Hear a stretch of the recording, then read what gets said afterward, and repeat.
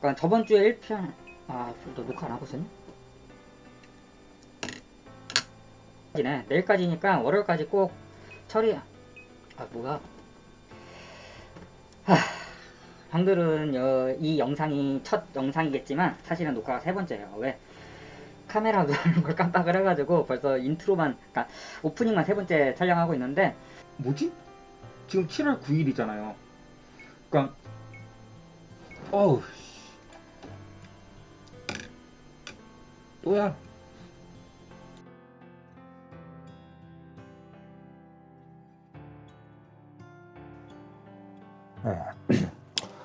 형들은 어떻게 보면은 지금 이게 처음 보는 화면일 텐데 사실은 이게 네 번째예요. 이 시작만 인사만 네 번째 찍고 있는데 제가 녹화 버튼을 누르는 걸 깜빡을 해가지고 지금 네 번째 인사드리고 있습니다. 어쨌든 2025년 달 부동산 단속반이 상반기에 어떤 주제를 다뤘는지에 대해서 저번 주에 영상을 올렸고요. 그리고 이번 주에 예고했던 대로 사실 안 하고 싶었는데 예고를 했으니까 어쩔 수 없이 달 단속반이 어떤 주제를 다루었었는지 그거에 대해서 얘기해 볼게요. 1편 안 보셨던 분들은 굳이 안 보셔도 상관이 없고요. 2편 시작할 건데, 오늘은 2025년 12월 14일 그리고 내일까지 마감인 게 있어요. 그거를 꼭 처리하시고 이 방송을 보셔야 돼요.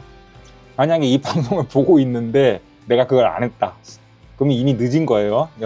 저번에 영상 안 보신 분들 계실 테니까 저번 주에 어떤 걸 했었냐면 627까지 제가 다루었던 거, 그거에 대해서 이야기했고요. 그리고 오늘은 예고했던 대로 하반기 우리가 달 부동산 단속반이 어떤 주제를 부동산에 어떤 주제를 다루었는지에 대해서 하반기 이야기할게요.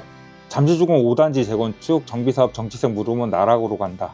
이거 같은 경우는 그냥 재밌는 이야기인데, 근처 살다 보니까 잠실역을 자주 가게 되거든요. 근데 잠실역을 갔는데 크게 플랜카드가 붙어 있더라고요. 오세훈 시장님 감사합니다. 근데 저는 그걸 보고 깜짝 놀랐던 게 6월 초에 대통령이 바뀌었는데 반대되는 당의 서울시장을 찬양하는 플랜카드가 걸린 걸 보고, 야, 이거 왜 그러지? 아무리 허가권자가 구청장이라고 하지만, 와, 대통령이 민주당인데 이렇게 한다고? 잠실주공 5단지 알아서 착착 하고 있으니까 큰 영향은 없었던 것 같아요. 근데 이제 결과적으로 이제 지켜봐야 되는데, 오세훈 시장님 믿었는데 한강변에다가 임대아파트를 배치한다. 이거는 좀 제가 조합원이라면은 조금 속상할 것 같아요. 그리고 입등, 그리고 627 제가 이미 이거 회원 게시물이었는데 7월 11일 날 627 나오고 잠깐만요, 달력 좀 볼게요. 627 나오고 1주 2주 딱 2주 만에 내가 이런 주제를 올렸다고요?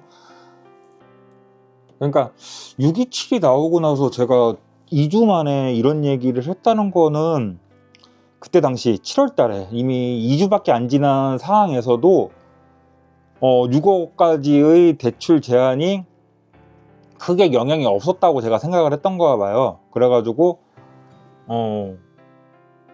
이때 몸살이지 않으면은 또 추가 대책이 나올 거라고 생각했기 때문에 몸살이라고, 그러니까 좀 아픈 척이라도 좀 해라, 627 대책이 먹히는 척이라도 해라 라는 주제였던 것 같은데, 그리고 나서 97하고 그리고 15 두 개가 더 나왔잖아요.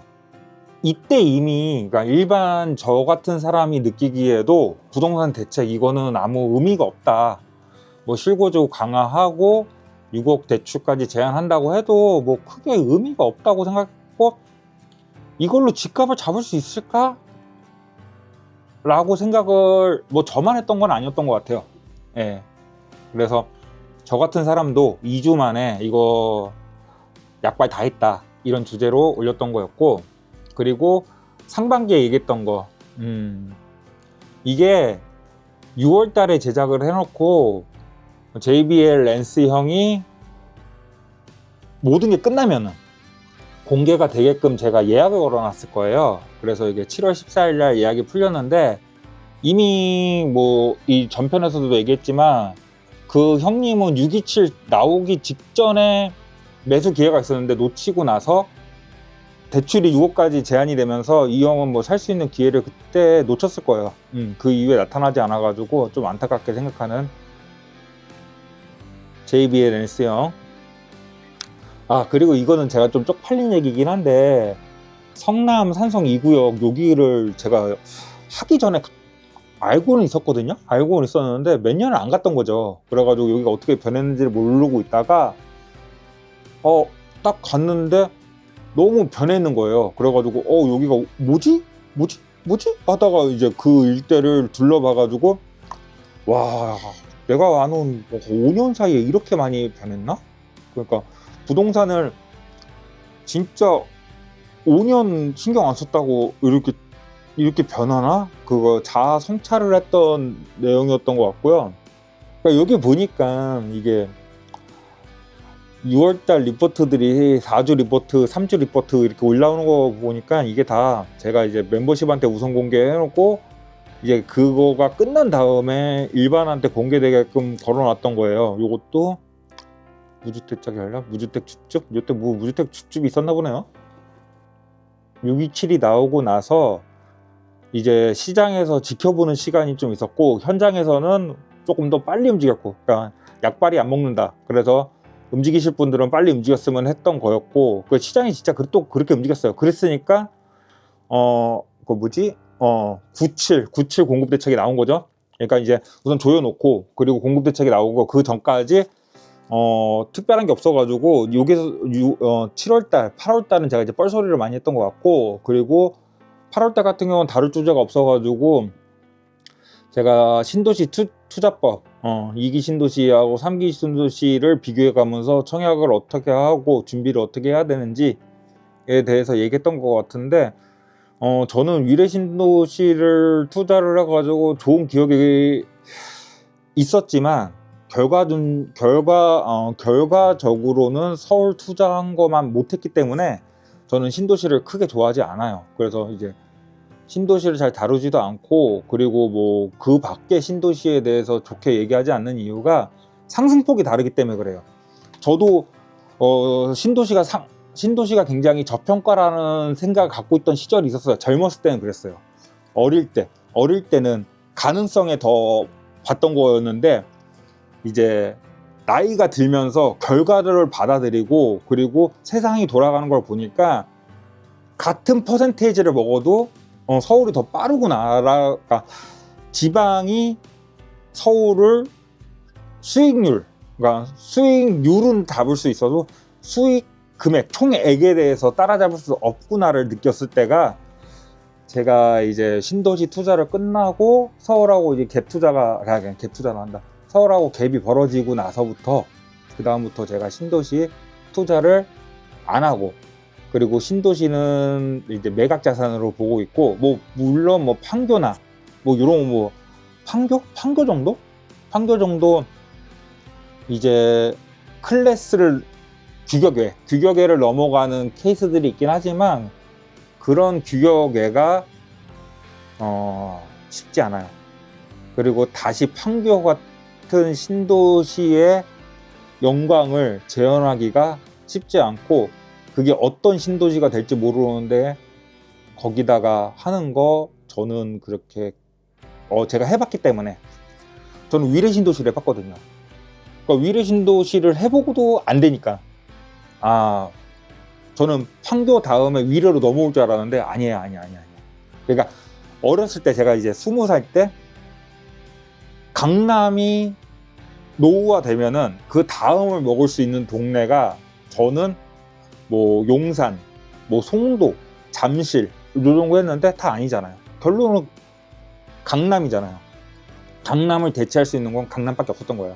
근데 이제 신도시의 대장이라고 할 수 있는 판교도 낡아지면은 위례가 바뀌었구나, 아니면은 뭐 다른 신도시가 바뀌었구나 라고 했지만 아니에요. 판교를 대체하는 거는 그 판교 안에서 대체하는 거예요. 강남을 대체하는 건 강남 안에서 대체하는 거고, 판교를 대체하는 거는 판교 안에서 대체되는 거예요.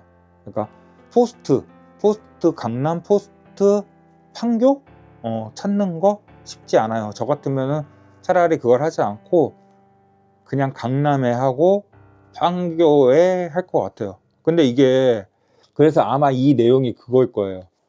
2기 신도시, 위례 신도시를 하면서 판교를 대체할 줄 알았는데 그게 안 되는 이유와 그리고 3기 신도시 청약을 어떻게 접근을 해야 될지라고 했었는데 이게 하반기에 무너져 버렸죠. 뭐 때문에 무너졌어요? 그 공급 대책이 뭐냐? 97 공급 대책. 와, 이 얘기를 하고 나서 딱 한 달 있다가 이게 무너져 버렸네요. 그건 이제 97에 가서 얘기할게요. 아, 이거 목도 ICAO 뭐라고 읽어야 될지 모르겠어요. 하여튼 목동 이것 때문에 난리가 났었죠.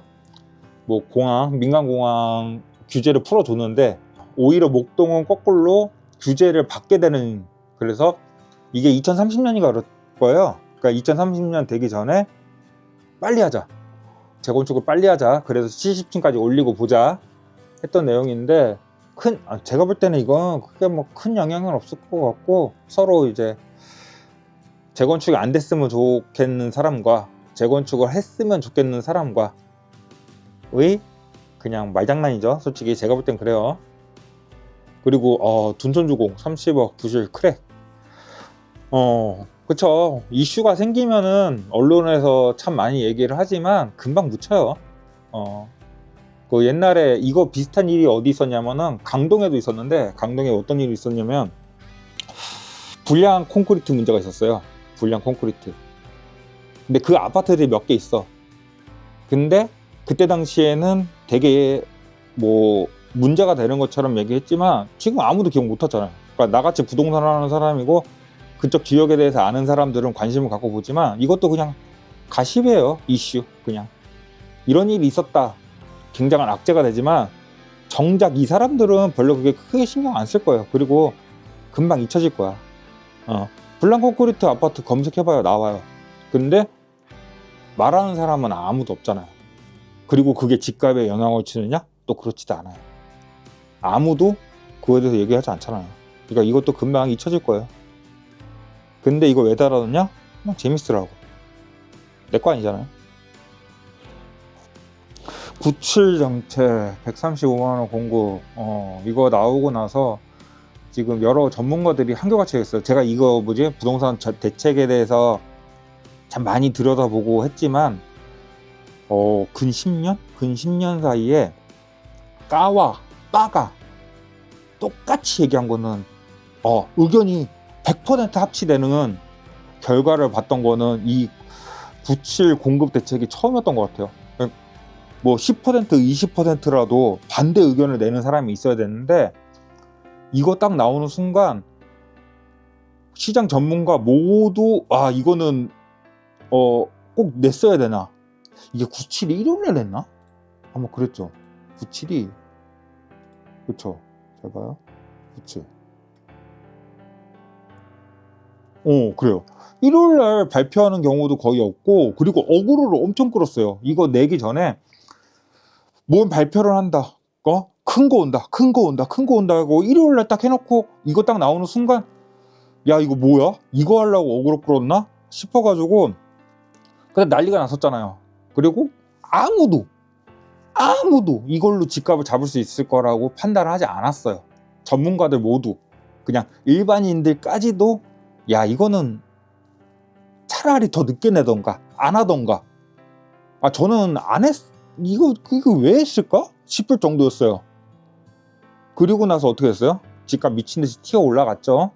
그리고 나서 11호 나온 거예요. 그 사이에 우리가 또 어떤 얘기를 했냐. 그러니까 97, 627. 그러니까 하반기는 큰 게 없어요. 627, 97, 11호. 그거 세 가지밖에 없어요. 그리고 나머지는 그냥 각자 노생이었던 거예요. 그러니까 뭐 쓸데없는 얘기하고 있잖아요. 그냥 임장 나가고 그러니까 이때도 그냥 달 부동산 단속반은 그냥 정부를 꼭 믿는 건 좋은데 이거 정부를 믿어야 되나? 그러니까 민주 정권에서 이게 나 기억났다. 어떤 주제였냐면요. 이게 97 공급 대책 자체가 민간을 줄이고 나서 공공을 분양한다는데 우리가 원하는 거는 어디에 공급을 하더라도 공공을 원하지 않아요. 그러니까 제가 여태까지 경험해 본 바로는 공공, 뭐 장기 전세나 뭐 임대 아파트 이런 걸 원하시는 분은 본 적이 없어요. 다 자기 걸 원한단 말이에요. 그리고 또 민간 프리미엄 브랜드가 더 선호되고요. 근데 97에서는 민간한테 땅을 파는 것조차도 안 팔고 공공이 하겠대요. LH나 SH가 하겠다는 거예요. 근데 그걸 원하는 사람이 없다니까요. 그걸 원하는 사람이 없어. 근데 가장 큰 피해를 본 사람이 누구냐? 문재인 정권 때 3기 신도시 지정할 때 지정을 하면서 기다려라. 니네들 기다리면은 싼 가격에 아파트를 공급을 하니까 서울은 내려가고 싼 가격에 반영받은 아파트는 올라갈 것이다. 어느 정도 균형이 맞춰질 것이다. 해가지고 그걸 믿고 기다린 거예요. 그리고 나서 윤석열 정권이 됐다가 다시 바뀌어서 이재명 정권이 됐는데 이재명 정권에서 문 정권에서 믿었던 사람들이 기다리고 있는 3기 신도시의 청약을 공공 위주로 공급을 하겠다는 거죠. 그러니까 이 사람들은 거의 10년이라는 시간을 태웠는데 민간을 공급을 안 하고 공공을 공급을 한다 그러면 이 사람들이 과연 10년을 거의 7, 8년, 10년을 기다렸을까요? 안 기다렸을 거란 말이에요. 근데 이미 기다리고 있는 사람들한테 그렇게 발표를 했으니 이 사람들 믿은 사람들이 뭔 죄냐고요. 네? 법을 이렇게 손바닥 뒤집듯이 바꾸는 거를, 그러니까 이게 민주냐 뭐 국힘이냐 뭐 진보냐 보수냐가 아니라 이렇게 대통령이 바뀌면서 얼마든지 공급 대책은 변할 수가 있는 거예요. 정부만 너무 믿는다는 거는 진짜 위험한 리스크가 아닐까라는 생각에, 그러니까 이 사람들은 문재인 정권을 믿었다가 오히려 안 좋게 된 케이스죠. 부동산 상승. 그러니까 우리가 지금 알고 있는, 우리가 관심을 갖는 동네들이 다 20억을 이제 국평들이 돌파한 거예요. 뭐 용산은 말할 것도 없고 마포, 성동, 그리고 강동, 그리고 광진도 돌파했죠. 광진도 돌파했고 양천은 뭐 동네에 따라 돌파했고, 그러니까 뭐 솔직히 말해서 이제는 우리 집이 20억이 됐다고 해가지고 좋아할 필요가 없어요. 30억이 됐다고 좋아할 필요가 없다니까요. 다 올랐어. 옛날에 15억 하던 것들이 지금 다 30억 됐고요. 지금 뭐 10억 했던 것들이 다 20억이 된 거예요. 그래서 옛날에 뭐 20억 아파트 되게 비싼 아파트들이었잖아요. 강남의 아파트들. 그런 것처럼 지금 내 집이 20억이 넘었다고 해서 내 자산이 올라간 게 아니에요. 지금 다 올라갔어. 다 올라가서 의미가 없어. 그냥 그냥 네이버 지도에서요, 아무 아파트나 찍어봐요. 그냥 이름 있는 거 찍어봐요. 20억 밑에 아파트가 어딨냐고요. 그러니까 올라봤자 의미가 없어요. 근데 반대로 안 갖고 있으면 벼락까지 되는 거죠.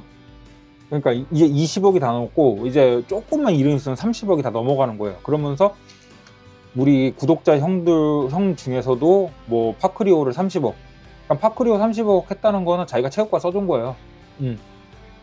그러니까 예전 같으면은 누가 파크리오를 30억에 사요? 안 사죠.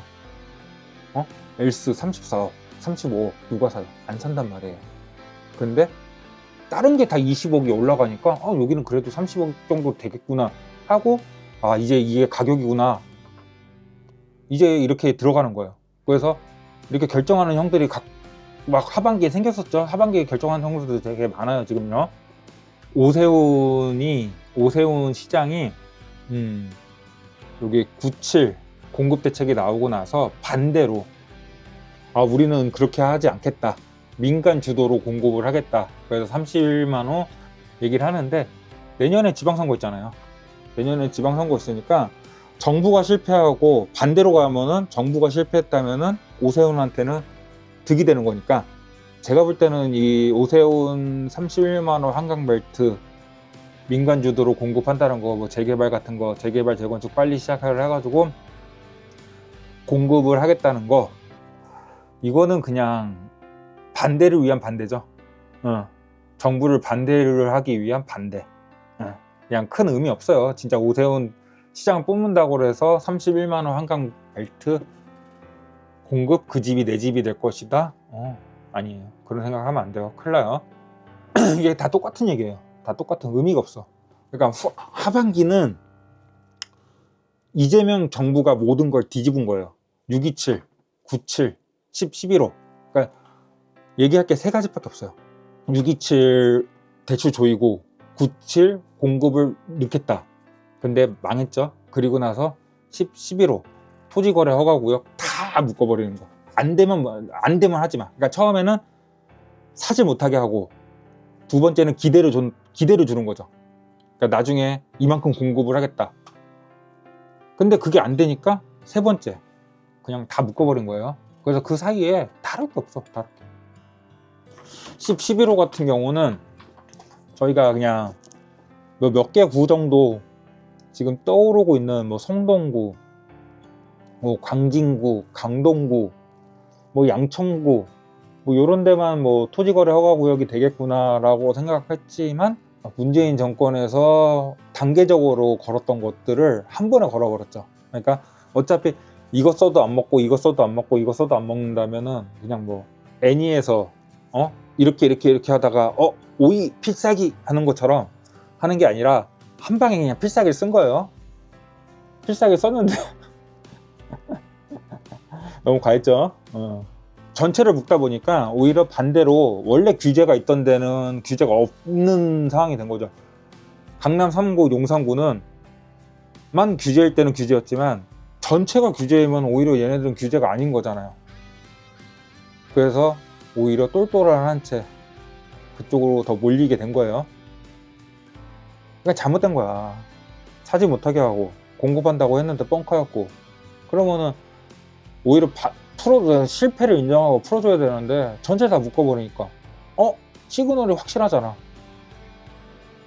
강남 3구, 용산구만 좋다. 그리고 나서 할 게 없어.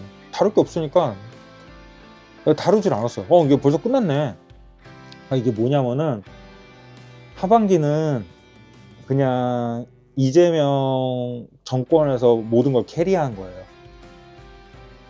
그냥 뭐 대통령이 되자마자 대출을 조이고, 그리고 나서 자기 주머니에는 이만큼의 대책이 있다, 이걸 하나씩 꺼내가지고 집값을 잡겠다 했어요. 그리고 나서 97이 나왔는데 97이 뻥카였단 말이야.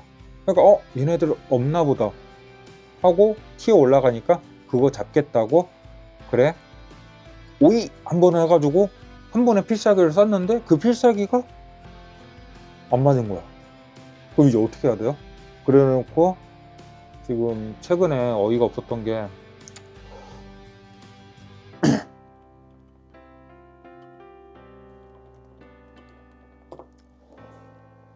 뉴스 보면은 집값 상승 대책이 없다. 아무런 영향을 받지 않았다. 서울과 수도권의 집값 때문에 요새 욕을 많이 먹는 편인데, 보니까 대책이 없다며, 구조적인 요인이라 지혜 없는 지혜를 다 짜내 주변의 모든 정책 역량을 동원해도 쉽게 해결되지 않는다. 이게 뭐예요? 세 변의 정책을 내놓고 나 손들었습니다. 내가 잘못한 걸 인정합니다. 제가 틀렸습니다. 인정합니다. 라고 얘기하는 거예요. 근데 이게 저 같은 사람이면 괜찮아요. 그러니까 누가 내 거 보냐고, 누가 내 말을 믿냐고요. 그러니까 나 같은 사람이 내가 이렇게 생각한 게 틀렸어. 형, 나 미안해. 내가 이렇게 생각했는데 틀렸어. 내가 도계자 박을게. 검정 옷 입고 나와가지고 도계자 박고 죄송합니다 하면은 넘어갈 수 있어요. 웃으면서 얘 쿨하다. 얘 자기가 잘못한 거 인정하고 넘어간다 라고 얘기할 수 있는데, 대통령을 믿고 민주 집권당을 믿었는데 이제 와가지고 대책이 없다. 난 대책이 있는 줄 알았다. 그러면은 뭐 주머니에 뭐 이만큼의 대책이 있다. 이게 뭐 627만 할 때만 해도 이게 시작이다. 더 많은 것들이 준비되어 있다. 했는데 6개월 만에 이렇게 내가 해보니까 안 되네. 죄송합니다. 1개 유튜버도 아니고 대통령이 이러신다. 그러면 그걸 믿은 사람은 어떻게 될까? 누구한테 그래? 하다못해 나한테도 책임지라고 그러는데, 내가 뭐 말 틀리게 하면 책임지라고 하는데 대통령은 책임 안 지겠죠? 즉 하반기는 다를 만한 게 없었어요. 이 세 개가 다야. 하반기는 세 개가 다야 진짜. 627, 97 그리고 10, 11호. 이제 저번 주에 이어서 제가 저번 주에 이어서 이 1년 동안의 부동산 이슈를 정리해 봤는데요. 상반기는 특별하게 뭐 토지거래 허가구역 오세훈이가 잠깐 풀어가지고 한 달 동안 이슈 있어가지고 펌핑 쳤다가 다시 걸은 거, 그리고 나서 대선 때문에 정책을 낼 수가 아무도 없었어요. 중간에 뭐 할 수가 없었지. 그리고 나서 대통령 되자마자 627, 그 사이에 97까지 가는 과정에 있어가지고 부동산 이슈가 없었어요. 그러니까 부동산 이슈가 크게 보면은 5개가 있었던데, 이 5개가 뭐 시장에서 일어난 이슈들이 아니고요. 이 5개가 다 정부가 만든 관리가 만든 정치적 리스크였던 거지, 시장에서의 그거는 아니었단 말이에요. 시장에서 돌아가면서 생기는 일들이 아니고 오히려 다 정치권에서 있었던 거예요. 오세훈이가 풀었다가 조였다가 대선, 그리고 대선 되자마자 627 뭐 집을 우선은 내가 공급 대책을 할 테니까 집을 우선 사지 말아봐, 잠깐 멈춰봐, 잠깐 꼼짝마 해놓고선 97 나왔는데 뻥카, 속았다. 그래가지고 사람들이 미친듯이 튀어 올라가니까, 야 요번에는 예전처럼 틀려, 한 번에 필살기로 갈게 하고 필살기 토지거래 허가구역 다 묶었어요. 그게 끝이에요. 올해 1년은 2025년 1년은 이게 끝이에요. 우리가 뭐 조정한 게 아니에요. 다 정치적 리스크로 집값이 조정된 거예요. 뭐 세계 경제 뭐 외부 요인도 아니고 뭐 자재값이 올라가지고 뭐 그런 것도 아니고요. 그냥 있는 집, 그러니까 새로운 집들이 아니고 있는 집들의 가격이 이렇게 막 유동쳤던 게 다 정치적 리스크예요. 정치적 리스크. 그리고 이거 빼고는 다룰 만한 것도 없어요.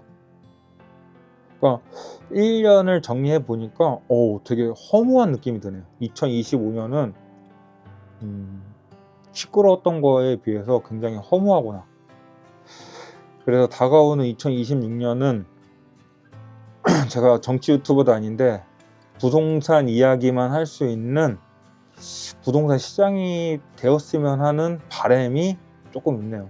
그러니까 정치로 휘둘리는 부동산 시장이 아니고 시장에서 만들어가는 부동산 시장이었으면은 어느 정도 좀 예측이 가능한. 정치를 어떻게 예측해요? 정치는 예측 못하고 그냥 거시경제, 미시경제를 조금이라도 우리가 보면서 투자할 수 있는 여건이 됐으면 좋겠어요. 정치는 뭐 정치를 하는 사람도 뭐 정치를 하는 사람이나 할까? 정치를 안 하는, 저처럼 안 하는 사람한테는 너무 어려운 것 같아요. 어쨌든 뭐 별거 없네요. 2025년은 뭐 말 거창하게 했지만 지금 뭐 영상은 50분인데 편집은 제가 20분이 안 될 것 같아요. 네. 그리고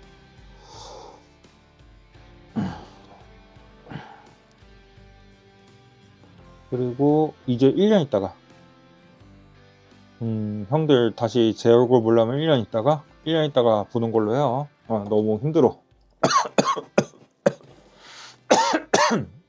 힘들어요. 다음에 할게요.